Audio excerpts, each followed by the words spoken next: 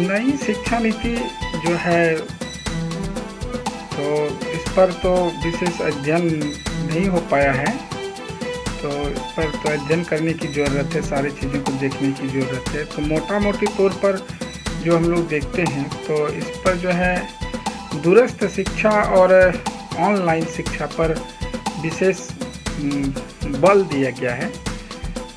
तो सबसे पहले बात है कि भारत गांव का देश है, और जैसे गांव सुदूर क्षेत्रों में जो है कि स्थित विद्यालयों में अब विभिन्न आंकड़ों का विश्लेषण करेंगे तो लगभग 10% सरकारी विद्यालय जो ग्रामीण क्षेत्र में अवस्थित है वहाँ तक ही कंप्यूटर की उपलब्धता या आवश्यक शैक्षिक सामग्री जो है वो है उपलब्ध है। दूसरी बात है कि ऑनलाइन शिक्षा के लिए जो है वो इंटरनेट की आवश्यकता है।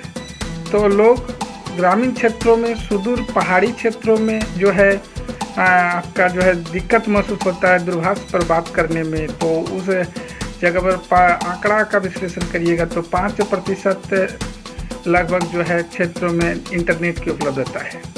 अच्छी बात है, होनी चाहिए। सूचना क्रांति का दौर है तो ऑनलाइन शिक्षा और दूरस्थ शिक्षा पर जोर होना चाहिए, परंतु मेरे ख्याल से सबसे पहले आधारभूत जो संरचना है, आवश्यक जो चीज़ें हैं उन चीज़ों को दुरुस्त करने की ज़रूरत है। उन चीज़ों को दुरुस्त किए बिना परिकल्पना ऑनलाइन शिक्षा का तो इस पर क्या कहा जा सकता है ना। तो सबसे पहले आधारभूत संरचना की ज़रूरत है। दूसरी बात है कि विदेशी विश्वविद्यालय और निजी क्षेत्रों के विश्वविद्यालयों के बढ़ावा पर यह है कि एक प्रकार से पूंजीवाद का भी बढ़ोतरी होगा। हाँ, तो आदिवासी क्षेत्रों में या आदिवासियों के लिए, पहाड़ों में बसने वाले लोगों के विकास के लिए भी कई योजनाएं हैं कि वहाँ को आच्छादित करने के लिए, परंतु वहाँ के संसाधन, वहाँ के ज़मीन का उपयोग वहाँ के लोगों के लिए होता है, परंतु लाभ जो है देखा जाता है ऐसा कि जिन लोगों को उद्देश्य करके, लक्ष्य करके उस तरह के संस्थान या योजनाएं चलाया जाता है तो वे लोगों को उतना लाभ नहीं हो पाता है। तो दूसरी बात है कि जैसे कि निजी विश्वविद्यालय या बाहरी विश्वविद्यालय आएंगे तो इसमें पूंजीवाद का बढ़ावा मिलेगा। निजी क्षेत्र में जो है एक प्रकार से हम कह सकते हैं कि शिक्षा सर्वसुलभ जो है उच्च शिक्षा वो थोड़ा महसूस होता है कि हर किसी के लिए जो है ये संभव नहीं हो पाएगा। लाखों रुपया का खर्चा जो है इस तरह से इसमें थोड़ा सा है, तो संस्थाएं खोल देने से नहीं होगा। दूसरी बात है कि लोग हम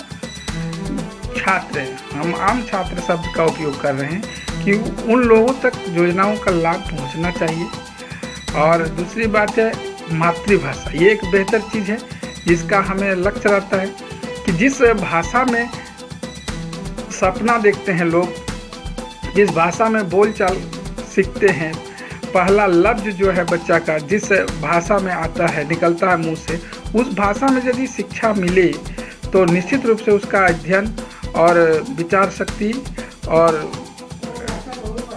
विकास निश्चित रूप से होगा। तो ऐसा मानना है, ये एक बेहतर कदम है मातृभाषा का, इसमें होना ही चाहिए और बहुत पहले से भी मांग। उसमें दूसरी बात है कि पाठ्य पुस्तकों का विकास होगा, नए साहित्य का सृजन होगा, प्रकाशन होगा, पब्लिकेशन होगा और क्षेत्रीय भाषाओं का जो है इसमें बहुत ज़्यादा विकास होगा और क्षेत्रीय भाषाओं को सम्मान मिलेगा और लोग अपने भाषा में अध्ययन का माध्यम से अध्ययन करेंगे, सीखेंगे। तो ये एक बहुत अच्छा कदम है ना। इस पर अभी अब नहीं बेसी बोल सकते हैं और फिर देखेंगे तो फिर इस पर बोला जाएगा अध्ययन अध्यापन करने के बाद।